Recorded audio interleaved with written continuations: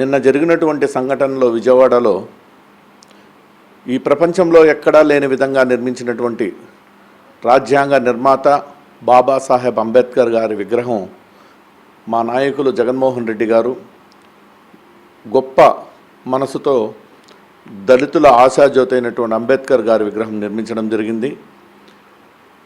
అటువంటి దైవ సమానులైనటువంటి అంబేద్కర్ విగ్రహం దగ్గర తెలుగుదేశం రౌడీ మూకలు అక్కడ ఉన్నటువంటి సిబ్బందిని కూడా బయటకు పంపించి లైట్లు ఆర్పి అడ్డగోలుగా వాళ్ళ దగ్గర బిహేవ్ చేసి అక్కడ ఉన్నటువంటి శిలాఫలకాలు కానీ నిర్మించినటువంటి దాత నిర్మాత జగన్మోహన్ రెడ్డి గారి పేరును తొలగించడం నిజంగా అది అంబేద్కర్ గారిని అవమానించడమే. అదేవిధంగా యావత్ దేశం ఈ దేశంలో ఉన్నటువంటి దళితులందరినీ కూడా అగౌరవపరిచిన విధంగా మేము భావిస్తున్నాం. దీన్ని తీవ్రంగా మేము ఖండిస్తూ ఉన్నాం. దీని మీద అందరం దళిత సంఘాలందరూ కూడా స్పందించాల్సిన అవసరం ఎంతైనా ఉందని మీ ద్వారా తెలియజేసుకుంటున్నాం.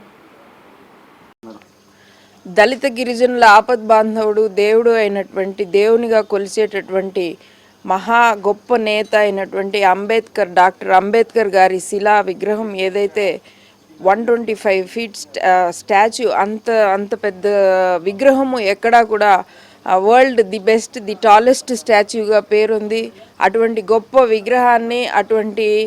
విగ్రహాన్ని బహుమతిగా దళిత గిరిజనులకి ఇచ్చినటువంటి జగన్మోహన్ రెడ్డి గారి పేరుని వారి శిలా పలకం మీద నుంచి తొలగించడానికి లైట్లు ఆపేసి ఎవరు చూడని టైంలో టీడీపీ గూండాలందరూ కూడా రాజశేఖర్ రెడ్డి గారి తనయుడైనటువంటి జగన్మోహన్ రెడ్డి గారి పేరు ఎక్కడా ఉండకూడదన్న ఉద్దేశంతో ఆ శిలాఫలకాన్ని ధ్వంసం చేసిన పరిస్థితి ప్రజలందరూ చూశారు.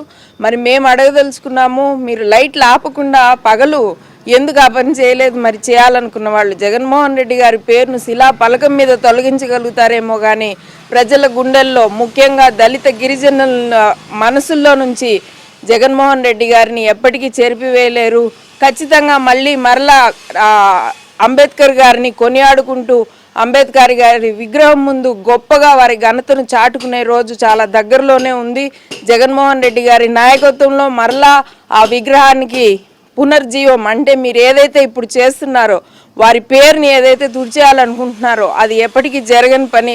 శిలా పలకం ధ్వంసం చేయగలుగుతారేమో కానీ ప్రజల మనసుల్లో జగన్మోహన్ రెడ్డి గారిని ఎప్పటికీ తొలగించలేరనేది తెలుగుదేశం ప్రభుత్వం కానీ కూటమి ప్రభుత్వం కానీ గుర్తుంచుకోవాలని వైఎస్ఆర్ కాంగ్రెస్ పార్టీ తరపు నుంచి గట్టిగా చెప్తున్నాం.